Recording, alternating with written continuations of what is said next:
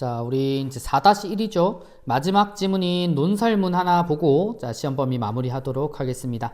자, 동물도 권리가 있을까라고 하는 글쓴이의 주장을 담고 있는 요 글인데, 자, 어쨌든 동물도 권리가 있다라고 하는 자, 본인의 주장을 설득하기 위해서 쓴 논설문이라고 하는 갈래에 대한 특성을 잘 알아주셔야 되는 글입니다.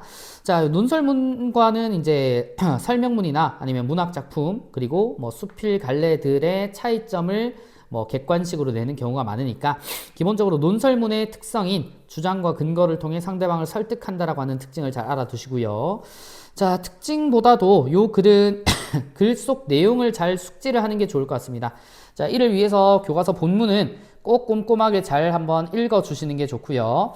자, 글쓴이가 제시한 문제의식은 예시를 통해 드러내죠. 예를 들어 뭐 닭장이라든지 아니면 코끼리 사례들을 들어서 자, 동물도 생명을 지닌 존재처럼 인간처럼 권리가 있는 것이 아닌지에 대한 고찰이 필요하다. 말 그대로 글쓴이는 동물도 권리가 있고 인정을 해줘야 된다는 입장을 이렇게 사례를 통해 문제 제기를 하고 있어요.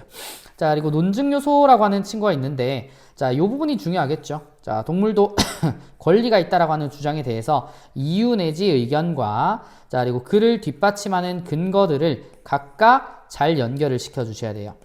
자, 그래서 이유는 첫 번째가 동물도 고통을 느낄 수 있다. 자, 이에 대해서 과학적 연구 결과, 경험적 사실을 제시를 했고요. 자, 이 경험적 사실을 통해 동물도 고통을 느낄 수 있다라고 하는 결과에 이르를 때 우리가 일반적으로 귀납. 자, 그리고 세부적으로 설명을 하면 이 부분에 유추라고 하는 설명 방식이 들어가죠. 그죠? 자, 설명 방식이 아니라 논증 방식. 자, 그리고 이제 이유 2에서는 인종차별주의와 다르지 않다라고 하는 견해를 전문가죠.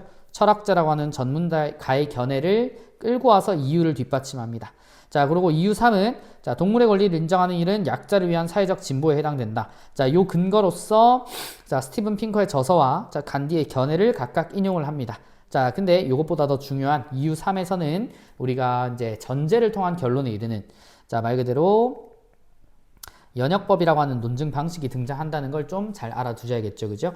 연역이라고 하는 친구가 전제 2개, 대부분 대전제와 소전제 순서가 나오긴 하는데 이 본문에서는 전제 1과 2가 소전제, 대전제 순서로 배치가 돼 있는 거, 이걸 좀 잘 이해를 해주시고, 자, 어쨌든 전제를 통해 결론에 이르는 자, 귀납과는 서로 반대되는 방식의 논증 방식을 우리가 파악하고 있어요.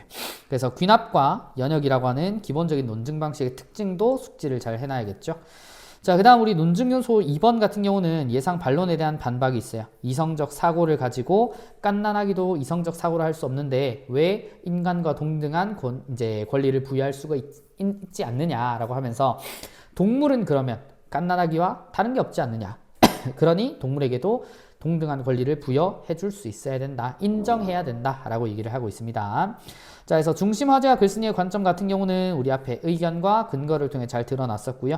자, 타당성에 대한 평가 항목은 자, 읽으면서 요런 평가 항목이 있구나라고 하는 것을 꼭 잘 보셔야 돼요. 자, 왜? 이 타당성 평가 요소에 의해서 자, 논증 방법 한번 읽어보시고, 자, 이 글에 사용된 이제 논증 방법의 설득의 효과가 실제로 있느냐라고 하는 내용을 자, 연역과 귀납으로 나눠서 설득의 효과가 자, 있다. 그리고 설득의 효과가 있거나 없다라고 하는 걸 나름의 근거를 세워서 설명하고 있기 때문에 자, 요 7번에 나오는 활동 요소도 꼭 중요하게 보셔야 돼요. 자, 기본적으로 첫 번째는 자, 이 가와 나가 각각이 우리가 이제 귀납에 해당이 되느냐, 나가 연역에 해당이 되느냐. 자, 분리를 해놨지만 가 같은 경우가 귀납 내지 유추의 방법을 쓰고 있고요. 자, 나 같은 경우가 연역을 쓰고 있으니까 자, 특히 뭐 연역 같은 경우는 어디가 전제인지 뭐 보자.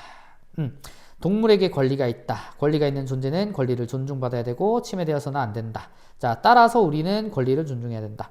자, 앞에서 전제 1과 전제 2가 있고, 자, 이에 따라 결론이라고 하는 이제 구체적이고 세부적인 사례를 밝히는 거죠.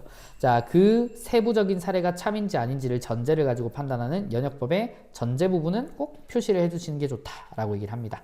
자, 그래서 크게 이제 어려울 것 없어 보이기는 하는데 기본적으로 이제 연역법과 귀납법에 대한 이해가 면밀하게 되어 있어야 요 지문 말고 세부적인 다른 예시들을 연역과 귀납 또는 유추로 나누어서 설명할 수가 있을 거예요. 자, 요까지가 우리가 시험 범위가 완전히 끝나는 거죠. 자, 요 영상들을 토대로 그리고 스스로 이제 프린트를 둘러보면서 꼭 이제 핵심 학습 요소를 복습하길 바래요.